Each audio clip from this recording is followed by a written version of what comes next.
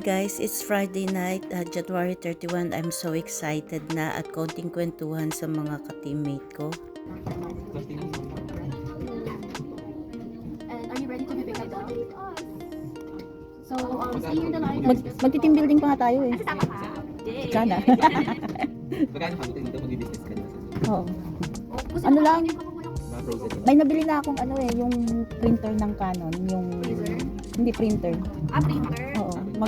Magpi-printing services ako yung yung tawag dito. Tsaka scanning, kasi 3-in-1 yun eh. May scanning, may printing, may Xerox, yun. Tapos laminating, tapos may freezer ako, magpo-frozen products din ako. Tapos GCash, cash in, cash out, yun, loading. Yun. Papakashin po ako sa inyo pero hindi ko bibigay. Ikaw, kontakin ko na lang si AM. AM! Ano ba kasi mali? Ay, so ang sa inabi. Kunin niyo po. Kunin niyo sa pa. So ayan guys, last calls to take for tonight.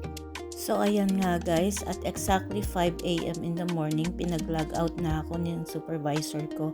And ayan, secretly, kinuhaan ko sila ng video nang hindi ni alam. Just for a remembrance, in case na ma-miss ko sila, ayan, makikita ko sila sa video. So ayan, ito na ang salarin, ang backpack ng laptop na pinaglagyan ko ng susi sa loob. Ayan. So, ito, waiting ako sa lobby. Hinihintay ko si kuyang taga-IT para mag-check ng lahat ng mga laptop, cables na isosurrender ko. Ayan sila kuyang guard na nag-check ng gamit namin. And dito kami pumapasok gamit ang aming access key. So, ayan, waiting kay kuya. So, ayan, ready na to surrender my ID. At kompleto na yung list. Ayan, si kuyang taga-IT ang nag-check ko. Kompleto na lahat sa listahan. Ayan guys, pauwi na ako. Maaga ako nakauwi. Supposed to be 6 AM. Uwi na ako. Natagalan lang sa checking ng mga assets na ni-return ko. So finally, all cleared. Everything returned. So waiting na lang ng final pay and back pay. So this is the last time na maglalakad ako sa Arian. So ayan, yung Optum. Yan, yung building namin. Hindi na pala namin. Used to be. Ayan, so yan. Finally, makakapagpahinga na rin sa bahay. Pero busy pa rin, marami pa rin gagawin sa bahay. Nakakamiss lang ang lugar na ito, nakakamiss lang lakaran in the morning, napaka-peaceful. Napaka-peaceful dito, tahimik, parang walang gulo, ganun. Yun. Pero pagdating doon sa main road, syempre, kalsada na yun eh. Pero okay pa rin. Kasi may garden doon sa labas. Dati dinadaan-daanan ko lang tong area na to dyan sa labas, dyan sa main road. Every time na nadaan ako sa area na to, lagi kong iniisip. Masarap siguro magtrabaho dyan sa mga call center dyan kasi malapit lang. Little did I know na makakapagtrabaho rin pala ako dito. Matagal din 1 year and 6 months. Hindi naman sana talaga ako magre-resign kung hindi lang na-compromise yung health ko. Siyempre, mas isa-save natin yung health natin overwork. Anuhin naman natin yung work natin kung masasacrifice naman yung kalusugan natin, di ba? So ayan, huling sulyap sa gate. Ayan, hindi ka kasi makakapasok dito kung hindi ka dito nag-work or hindi ka applicant o kung hindi ka may business na sadya like deliveries, yung mga ganon. So ayan, yan ang papuntang Fairview. Yan, maluwag pa ang kalsada kasi 6:45 pa lang. So ito naman papuntang Quezon Avenue, Manila. Yan. So, medyo dumadami na yung sasakyan. So, doon yung pinaakyat namin tulay. Yun, doon yung microtel, yung regular na binababaan ko everyday during weekdays may pasok. Yan. So, ito. Yan. So hi guys! Ang ganda pa ng lakad ko dito. Excited na ako sa pag-uwi. Hindi ko ini-expect na babalik ako kaagad after pagdating ng bahay. So ayan, ingat lang tayo sa pagbaba dito at may mga naghihintay ng jeep sa ibaba. So ayan, sakto. Makakasakay tayo kaagad ng jeep na bagong silak. So ayan, relax lang sa jeep. Antok na talaga. Gustong gusto ng humiga at matulog. Pero hindi ini-expect na pagdating pala ng bahay, hindi makakapasok at babalik ulit sa work.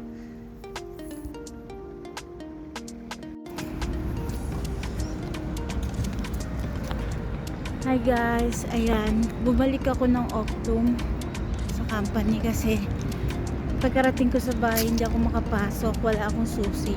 Naiwanan ko sa ano, sa backpack bag ng laptop yung susi ko. Nahulog, hindi ko na napansin, hindi ko alam na nahulog doon. So wala naman ibang kahulugan yun kundi doon lang. So ito, grabe yung pagod. Nasa bahay na ako ng 8:30. Nagpahinga lang ako ng parang 2 hours. Tapos bumalik ako dito. Ayan. So ayan, tinitipid ko yung charge ng phone ko kasi 20% na lang nakicharge lang ako dun sa kapatid ko nung pag-uwi ko.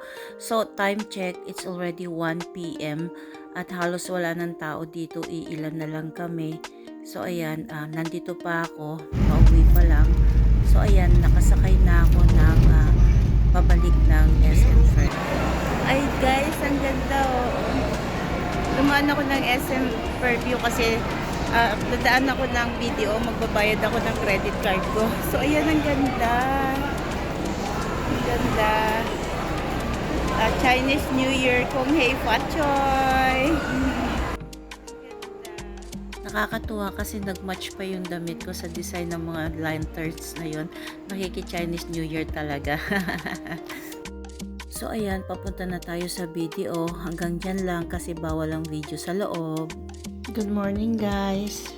Nagigilty ako sa aso ko na si Mayon kasi dahil nga sa nangyari kahapon, isang beses ko lang siya nabigyan ng pagkain. Sobrang pagod ko nung nakapasok ako ng 5:30 ng hapon, kahapon dito sa bahay na nagawa namin ng paraan kung paano mabuksan yung bahay kasi hindi ko nga nakuha yung susi nung bumalik ako sa work. Tapos sobrang pagod ko, nakadalawang round trips rides ako. So, bago ako natulog, binigyan ko na lang ng milk si Mayon at saka ng dog food. Hindi ko na nasundan yun. So, ngayon, maaga. Nakagising ako ngayon. Pero, masakit pa rin katawan ko. Pagod pa rin ako. So, matutulog ako ulit. Bibigyan ko lang siya ng pagkain. Ayan, tinimplahan ko siya ng milk. Tapos, bibigyan ko siya ng pedigree niya.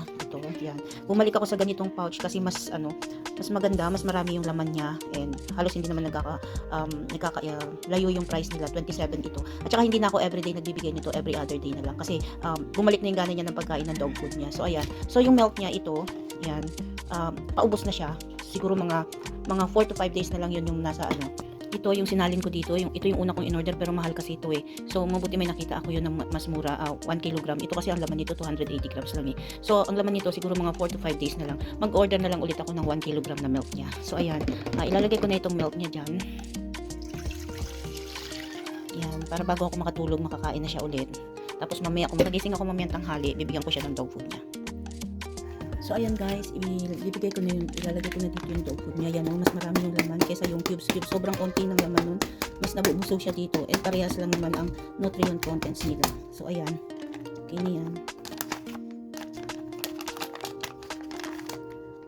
Sinasaid ko yan guys, nilalagyan ko ng konting tubig, may sabaw-sabaw. So ayan guys, yan. May lasa pa rin yan sa kanya. So at least nasaid talaga natin yung laman. Tapos yan, medyo mix-mix lang ng konti. Tuwa na siya nito guys.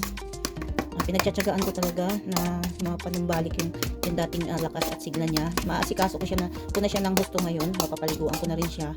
So ayan guys, bigay ko muna to sa kanya guys.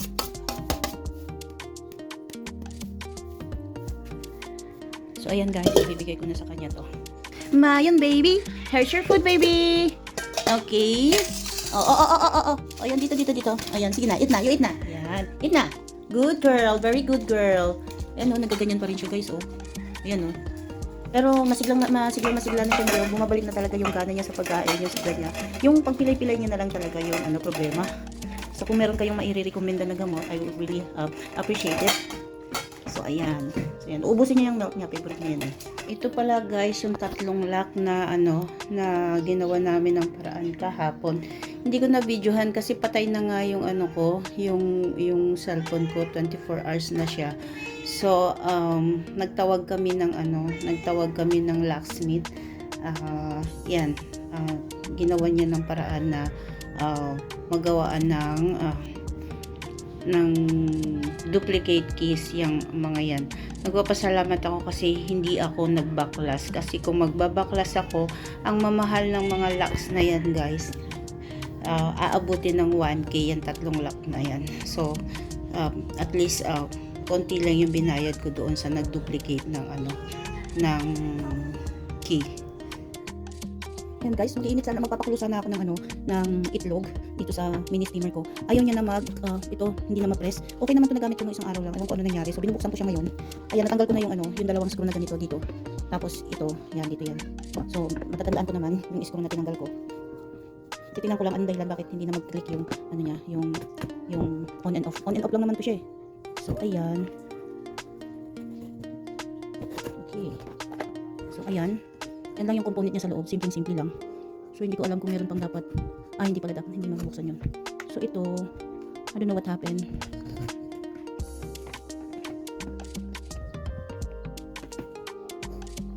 Hindi siya mabuksan guys eh. Ayun o. Hindi ko alam kung parang alam ko na. Kailangan ko ng flat screw. So, yan guys. Na-release na yung isa. So, try ko na. Ayun. So, yan. Yung screen niya. Yung kwan niya. Ang tawag dito. Ito, yung spring niya may problema. Check ko. So ayan, hindi na talaga siya mag-work kasi ito yung dinidiin-diin ng spring, nag-loose thread na siya sa loob. So hindi na siya mag-work. So ipapalit ko na lang siya, tapos itatapon ko na lang siya, mag-order na lang ako ng bago. Anyways, 5 years na rin ito, sobra-sobra na yung servisyo niya. Siguro it's about time na mag-retire na siya. So ayan guys, i-assemble ko na lang ulit para pag tinapon ko po siya. So ayan, dito muna ako magpapakulo ng magluluto ng egg. Yan. At hinugasan ko mabuti yung egg para yung tubig niya, yun din yung ilalagay ko sa sotanghon na cup noodles. Ayan, so yan guys, update ko kayo. So yan na nga guys, lipat lang natin itong cup noodles nito sa bowl natin. So yan, sarap. Sarap sana may spring onion at saka toasted garlic. Yan. Tapos kunin ko lang yung egg. So yan guys, lagay ko lang tong eggs na dito sa noodles. Yan. At ito may slices ng spring onion. Diba? Paheltihin natin ng konti yung cup noodles. Ayan guys. So kainin ko na siya guys. Hindi na ako magpapakita sa inyo kasi ang haggard ko talaga. And after that, babalik ako sa pagtulog. And thank you so much guys for watching. At kung hindi pa kayo nakasubscribe, please do subscribe and hit the notification bell para sa mga susunod pa nating mga videos. Pakishare na rin ng video. Thank you. Bye!